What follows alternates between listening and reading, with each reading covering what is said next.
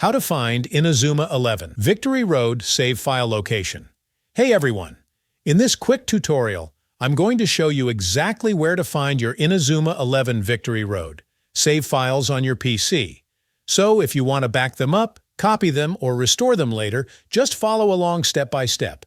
Alright, let's dive in. First, open any folder on your computer. Now, head over to your C drive, then open the Users folder.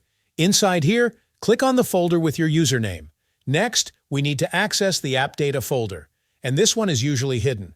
If you don't see it, no problem. Go to the View tab at the top, click Show, and then enable Hidden Items. Once you do that, the App Data folder will appear. Go ahead and open it. Inside App Data, scroll down and open the Local Low folder. Now look for a folder called Level 5 Inc. Open that one.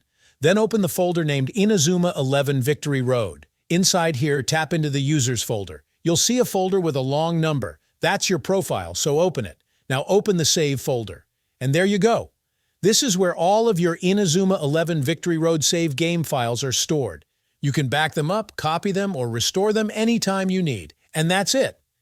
If this tutorial helped you out, don't forget to like, subscribe, and drop a comment below if you have any questions.